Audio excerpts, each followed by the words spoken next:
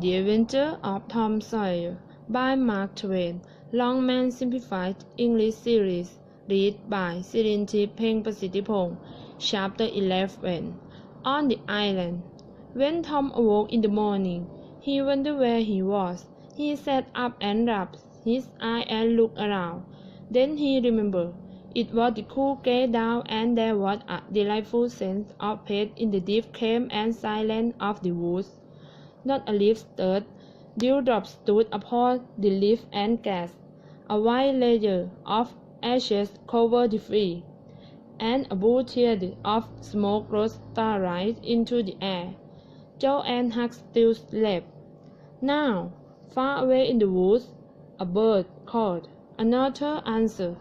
Gradually, the cool, dim gray of the morning, very tense and as gradually sound, mythical and light reveals itself.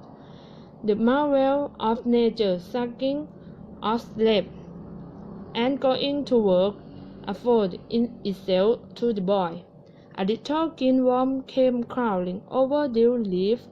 Tom sat as still as a stone, with his hope rising and falling as the creature still came toward him, also a tendency to go elsewhere.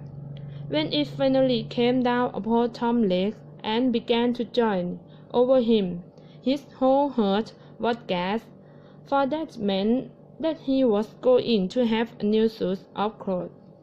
Without a shadow of doubt, a glorious petticoat in uniform. Now a procession of ants appeared and went about their labours. One struggled with a dead spider 3 times as big as itself and dragged its death up a tree trunk. A tiny pot bitter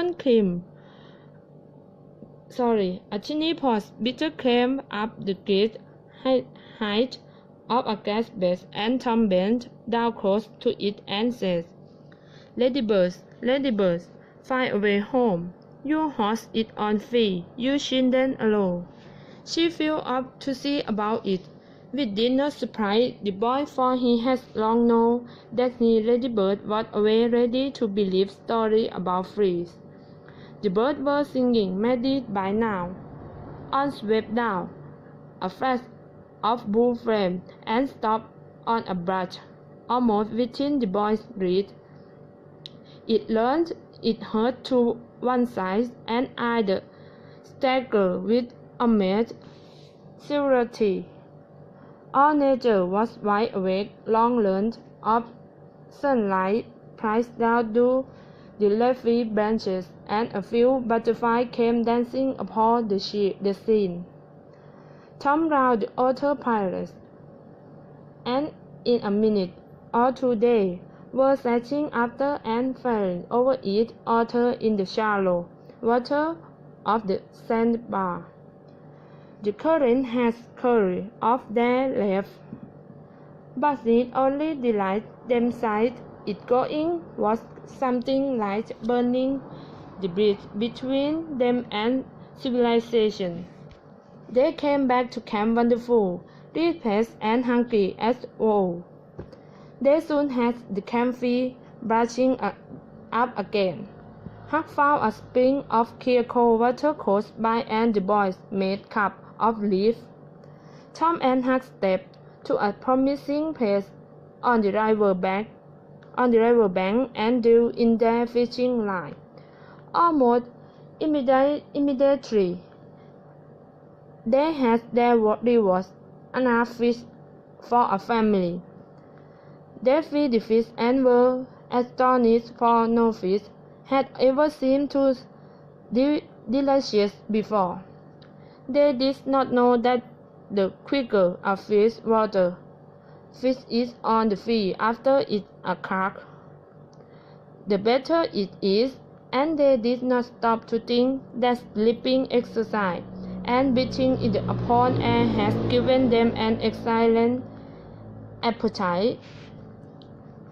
They lay about in the shade after breakfast, while Huck had a smoke, and then went off through the woods exploring. They found plenty of things to be delighted with but nothing to be stared at. They had a swim every hour, so it was about the middle of the afternoon when they got back to camp. They were too hungry to stop to feed, but they had a good meal of meat and drew themselves down in chairs to talk. But the talk soon began to drag and then die. The quietness that hung over woods and a sense of loneliness began to have an effect on half-speed to the boy. Awake, longing crept upon them. This took dim shape presently. It was building homesickness. Even Finn, the red hand, was drumming on his doorstep and his empty barrel. But they were all ashamed of their weakness, and none was brave enough to say what was in his mind. For some time now boys had heard a peculiar sound in the distance. On hearing a louder sound, the boys stared, gazed at each other inquiringly, and listened. There was a long silence, deep and unbroken. Then a dull sound came floating down out of distance. "What it is?" asked Joe in a whisper. "Let's go and see," said Tom. They sprang to their feet and hurried to bank, fetching the village. They passed the brush and peered out. The little steam ferryboat was not transporting people from bank to bank as usual. But what about miles below the village? Her deck seemed crowded with people. There were many small boats beginning round about or floating with the current in the neighborhood of the ferryboat, but the boys could not see what the men in them were doing. After a time there was a puff, a bright smoke from the side of the ferryboat, and as rode in a lazy could, that same dull sound was born. They listened again. "I know now," exclaimed Tom. "Somebody's down." "That's it," said Huck. "They did that last summer were Bill Turner was down. They shoot a big gun over the water, and that made anybody come up at the surface." The boy continued to listen and watch. Then a revealing dull flash drew Tom's mind and exclaimed, "Boys, I know who are down. We are." They felt like heroes in an instant. They were breaking waves overhead were breaking from them, and best of all, they were the talk of town, and the envy of all the boys. This was glorious. It was worthwhile beginning to play after all. As twilight drew on, the ferryboat went back to her accustomed business, and the rolling boats disappeared. The pirates returned to camp. They were sworn with victory over their new importance and the great trouble that they were causing. They caught fish, cooked supper, and ate it, and then began to guess what the village was thinking and saying about them. But then the shadow of night closed round them.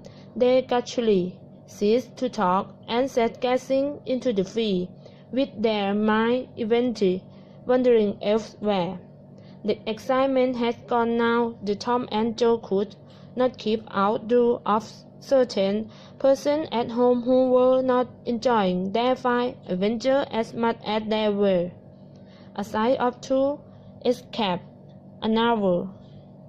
"Tom," says Joe eccentric, "pirates go home sometime, don't they?" Tom poured scorn upon him. Huck had not said a word on the subject and was therefore free to join with Tom. Joe made excuses and firmly denied that he was suffering from homesickness or that he wished to desert. As the night deepened, Huck began to nod, and presently fell asleep. Joe followed next. Tom lay watching the two for some time. At last he got up cautiously and went sketching among the grass in the dim light of the campfire. He picked up and inspected several large piles of them thin white bank or a fee, and finally chose two. Then he nipped by a fee that wrote something on each of these in pencil. On he rolled up and put in his coat pocket, and the other he put in the jaw cap, together with certain invaluable schoolboy tattoos, among them a piece of chalk, a rubber ball that fits hoop, and a special kind of marble. Then he tiptoed away